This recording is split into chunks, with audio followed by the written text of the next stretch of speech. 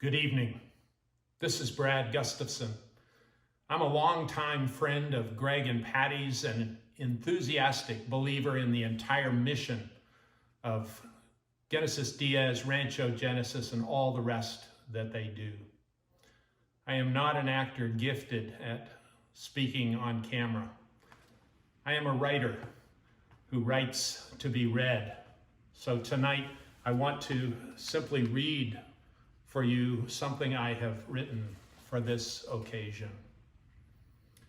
These are threatening times in a dangerous season with a challenging year ahead for all of us. We are surrounded now not by wars and rumors of wars in far off and distant lands, but by death and rumors of death coming to our own streets and neighborhoods and to our own beloved communities. Everyone knows this is not a season for fancy galas and cheerleading rallies, even for the best of causes. It is a season in which time seems to have stopped for all of us. Or to paraphrase Emily Dickinson, perhaps because we could not stop for time, time kindly stopped for us. It is an opportunity we should not miss.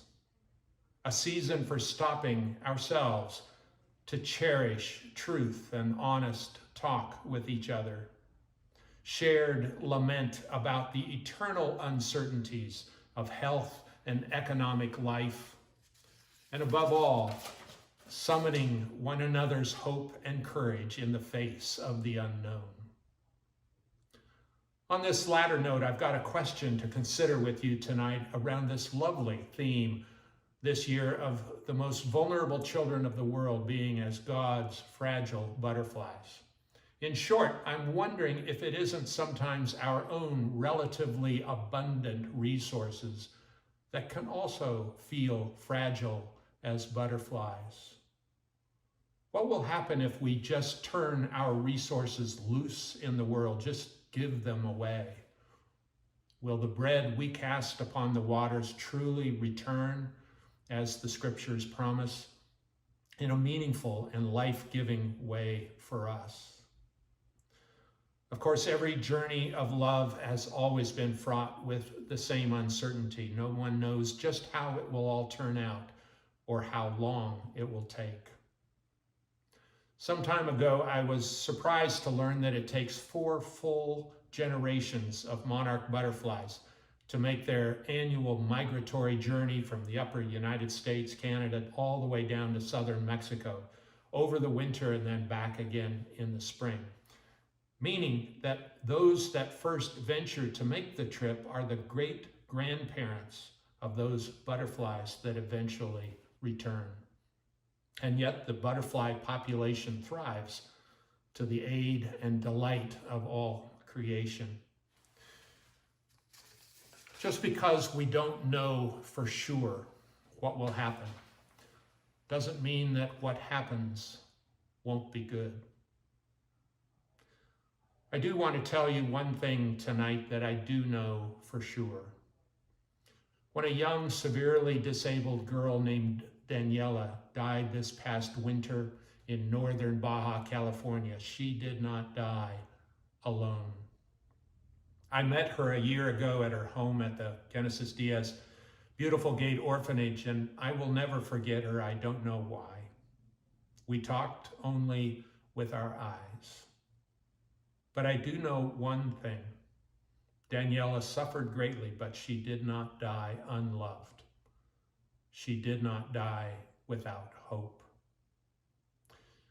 She also did not die without impacting the world. She touched my world, and maybe yours too. There is a law in physics called the law of sensitive dependence on initial conditions, and they call it the butterfly effect. If you're familiar with it, you may wonder with me whether Daniela was a small and fragile butterfly that impacted the world greatly. The world around us would say no, but those who were around her close enough to feel the swirling breezes of grace around her fragile body and beneath her broken wings, would say an emphatic yes. And where then did those breezes come from, if not from those other fluttering wings that surrounded her and supported her from near and far to the very end? Those wings fanned that grace not only out into her heart, but through her into the world beyond. And all those butterflies floating on that love from beyond us all that came to lift up her heart, even as it lifted ours. So my question for us tonight is this: if we found ourselves able to give out a Nobel Prize for an entire community which is learning to wear its heart not only on its sleeve with heart's thoughts and prayers, but also on its feet and hands and wings with money and lumber and medical care and spiritual nourishment, what community would it be for you? And not to put too fine a point on it, I wonder if we might dare to believe we ourselves could be worthy of sharing in such a prize. So because this is supposed to be at least partly entertaining, I want to leave you with two images which are just humorous unless you take them seriously. So imagine, if you will, two caterpillars crawling up a tree, high in the tree on two sides of the same little twig, crawling step by slow step as caterpillars will. And suddenly they stop because just above them a beautiful monarch butterfly goes flitting and flying to and fro in the breeze above them. One caterpillar turns to the other and said, "Let me tell you one thing, you'd never catch me up in one of those things." And then one more caterpillar, this one is sitting having a cup of coffee at a Starbucks across the table from an old friend after a long separation. "You've changed," complains the caterpillar. "We're supposed to," replies the butterfly. So tonight, the Nobel Prize is yours to share in.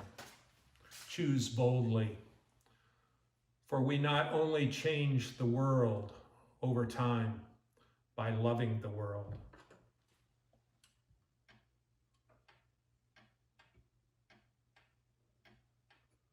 it's also how we ourselves, at the same time, are transformed as well. With love and gratitude to Greg and Patty and to you all, what can I say but wings up